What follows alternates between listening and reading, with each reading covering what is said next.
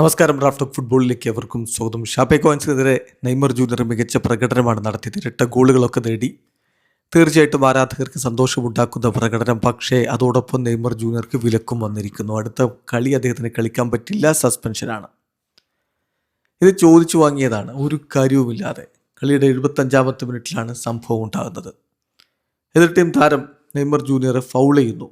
Bruno ടുബഴാവോയുടെ ഫൗളിൽ വളരെയധികം ദേഷ്യപ്പെട്ട Neymar junior തിരിഞ്ഞ് അയാളെ പിടിച്ചു തള്ളി. എന്തായാലും റഫറി അത് ശ്രദ്ധിച്ച് എതിർ ടീമിൻ്റെ താരത്തിന് യെല്ലോ കാർഡ് കൊടുത്തു.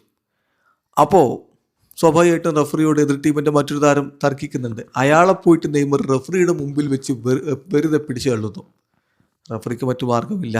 അഗ്രഷൻ കാണിക്കുന്ന താരത്തിനെതിരെ യെല്ലോ കാർഡ് എടുത്തു കൊടുത്തു. സംഭവം ഓൾറെഡി യെല്ലോ കാർഡ് ഉള്ള നെയ്മർ ജൂനിയറെ സംബന്ധിച്ചിടത്തോളം അക്യുമുലേറ്റഡ് യെല്ലോ കാർഡ് കാരണം അടുത്ത മത്സരം കളിക്കാൻ പറ്റില്ല എന്ന സ്ഥിതിവിശേഷമാണ് ഉണ്ടായിരിക്കുന്നത്. തീർച്ചയായിട്ടും ഇത് ചോദിച്ചു വാങ്ങിയതാണ്. സാന്റോസിന് ഇപ്പോൾ നെയ്മറുടെ സാന്നിധ്യം വളരെ ഇമ്പോർട്ടൻ്റ് ആണ്. അവർ റെലഗേഷൻ സോണിന് തൊട്ടരികിലാണ് നിൽക്കുന്നത്. അപ്പോൾ അത്തരം ഒരു സന്ദർഭത്തിലാണ് സൂപ്പർ താരത്തിന് ഇങ്ങനെ ഒരു വിലക്ക് വരുന്നത് എന്നുള്ളതാണ് നിരാശാജനകമായിട്ടുള്ള കാര്യം.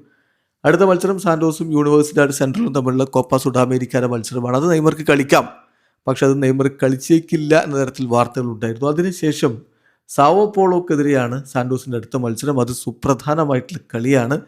ആ മത്സരത്തിനാണിപ്പോൾ നെയ്മർ ജൂനിയർ സസ്പെൻഡ് ആയിരിക്കുന്നത്. അനാവശ്യമായിട്ട് ചോദിച്ചു വാങ്ങിയ ഒരു സസ്പെൻഷനാണിത് എന്ന് തന്നെയാണ് പറയാൻ കഴിയുക. ഏതായാലും കളിയിലുടനീളം നെയ്മർ മികച്ച പ്രകടനം നടത്തി. നെയ്മറെ എതിരാളികൾ ഫൗൾ ചെയ്ത് വീഴ്ത്തിയിട്ടുണ്ട് 4 തവണ. കളിയിൽ ഏറ്റവും അധികം ഫൗൾ സഫർ ചെയ്തതും നെയ്മറാണ്. വീഡിയോ അവസാനിക്കുന്ന ഫുട്ബോൾ ലോകത്തെ കൂടുതൽ വിശേഷങ്ങളുമായി റാഫ്റ്റ് ടോക്സ് എത്താം.